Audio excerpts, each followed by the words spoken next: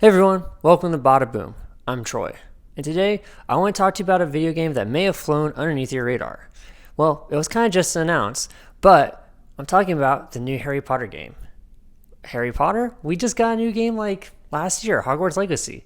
Yeah, but this is a Quidditch game. We're having an exclusive, only pretty much is just Quidditch. And if you're like me and you played the 2003 Harry Potter Quidditch game for PS2, you're probably really stoked. I know I am. Now, what are some of the biggest differences between that game and this game? Well, for starters, in 2003, games were pretty simple and the graphics, let's be honest, sucked compared to what we have now. So, pretty much 20 years later, here we are, and we're going to have a Harry Potter game for Quidditch that is going to let you maneuver a lot easier around the field. There's going to be more space for you to move around. On the first one, I really felt like you couldn't move very well. It was a guided path and you were just, jerking around a lot, really trying to get to the goal. Also, the dynamics of that game, like you didn't really get attacked, or it was really easy to avoid attacks from other players. And in this one, it looks like it's going to be a lot more intense. You also were pretty much just a chaser the entire time. And there would be like these power-ups you would grab that would let you use the bludgers against your opponents. I haven't really seen a lot of gameplay for how bludgers are going to be used, but I imagine it's going to be similar, but a little bit harder to use them.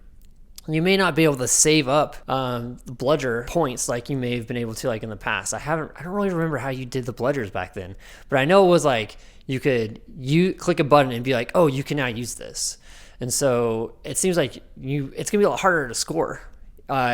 In the old one, you couldn't really go behind the goal fence, and it was pretty easy to be like, oh, if I go here just a little bit and then jump back real fast, it's going to be a goal. It looks like it's going to be a lot harder to score in this one. And also, we didn't really get a really in-depth look of what it's going to look like to be the Seeker, but pretty much it was easy to catch the snitch. When the snitch was like unlocked because you collected enough snitch power-up points, essentially, which you could collect all those without scoring hardly at all. And when you're the chaser, once you got the snitch unlocked, you just stayed on this little path that the snitch would make, and if you're on it long enough, you got a boost and you could catch it. And that's it. This looks like it's going to be a little bit more complex, a little bit more hoops you got to jump through, and overall a more challenging game. Now, where it gets even better is that you are going to be able to play online with other people. Yeah, 2003, online games, not really a thing. So this is going to be a big change for people that really like that game and want to be able to compete with people. Because for me, I was just playing it by myself and was hoping my siblings would jump in and be like, yeah, we'll play a match against you. But I was playing it for hours and hours, so they knew I was going to be better for them. And you're going to be able to play in the World Cup. Yeah, you get to start out and play in Hogwarts, which you could do in the original as well. But eventually, it sounds like you're going to get to play in the World Cup as a World Cup team, which is what they had in the original one as well, too. And you can pick from most of the parts, they have like 8 or 10 teams available, but like as you beat the World Cup as all these teams, you unlock other teams you can play at. Probably will have a similar feature, maybe not. Maybe they'll just let you pick because you can play online as that team. Or when you're in the solo career run, it will be like, oh, you have to play more and more to unlock the other teams to play as. I'm not sure, but it's still going to be a lot of fun to be able to pick different teams. And there'll be teams that maybe were only like kind of like a thing in Harry Potter, or maybe there'll be ones that are going to be set more in modern age for modern countries. I'm not sure. But the fact that I could say, hey, I'm going to be on the American Quidditch team, or I'm going to be on the British Quidditch team, and I'm going to go play someone online that's playing as their country team, that sounds like a lot of fun. I'm super stoked to be able to look forward to being able to play that. It's going to come out later this year in September, so I'm super excited for that.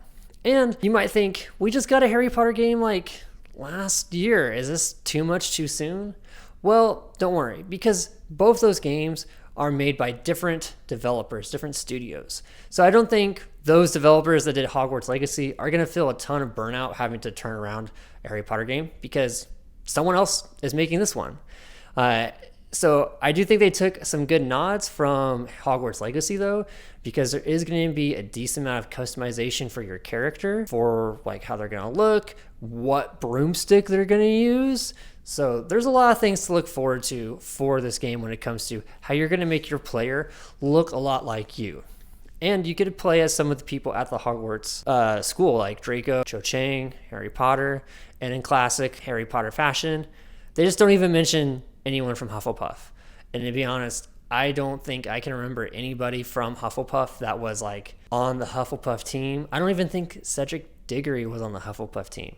Maybe I'm wrong, but maybe that's just kind of like how we think of Hufflepuffs. They're a little forgettable in the books. They don't play too much of a role, except where their kitchen is at in the books. It's like their dorm room's right by the kitchen. That's the only thing we really remember from them. So I don't know. But overall, this game looks like it's going to be a lot of fun. Tons of customizations. You're going to be able to navigate the field a lot better than you were in the past. The aspects of scoring is going to be a lot better, a lot more difficult. And the way we're going to catch the snitch, we don't really know yet. But the graphics alone, where we were in 2003 to where we are now, it looked great. Looks great. I have no doubt the gameplay is going to be great as well. The leveling up experience of developing your player and your character reminds me kind of almost like FIFA, because like it's such a team sport and you're going to get to play as other countries. I think this is going to be great. What do you guys think? Let us know in the comments if you're excited to see this new video game. Did you play Hogwarts Legacy? How do you think this is going to be different from that? I mean, obviously, it's Quidditch, and that's going around and casting spells, but do you think you're going to like this one better more than Hogwarts Legacy? Let us know in the comments below, and don't forget to like and subscribe. And with that, bada boom!